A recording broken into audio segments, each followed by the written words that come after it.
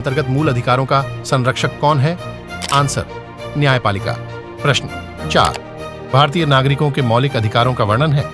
Answer, अनुच्छेद 12 से 35 तक। हेलो दोस्तों, आज के इस वीडियो में हम पढ़ेंगे भारतीय संविधान से रिलेटेड क्वेश्चन के बारे में, तो आप इन सवालों को जरूर देखें। हमने पिछले वीडियो में भारतीय संविधान को भाग 3 तक पढ़ चुके हैं। अनुच्छेद के तहत यज्ञ, हवन और सड़क पर नमाज पढ़ने की अनुमति है। आर्टिकल 27, धार्मिक कार्य के लिए रखा धन पर। तो आज हम उनसे रिलेटेड सवालों को देखेंगे। प्रश्न 1, प्रारंभ में कितने मौलिक अधिकार दिए गए थे? आंसर, 7। प्रश्न 2, वर्तमान में भारतीय नागरिकों को कितने मौलिक अधिकार प्राप्त हैं? Answer, 6।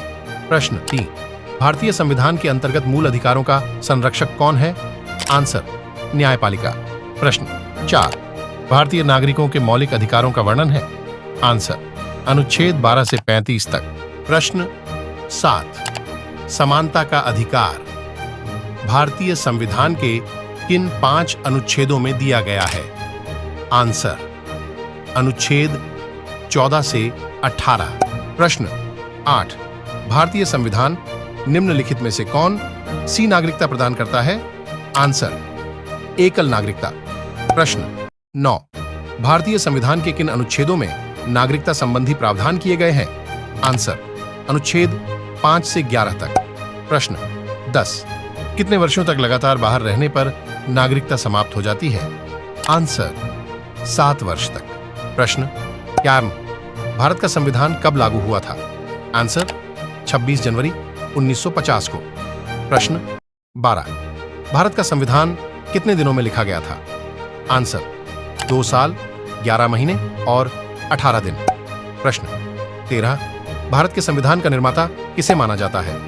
Answer, doctor Bhimrao Ambedkar. 14, डॉ. भीमराव अंबेडकर ने संविधान का हृदय और आत्मा किसे कहा था?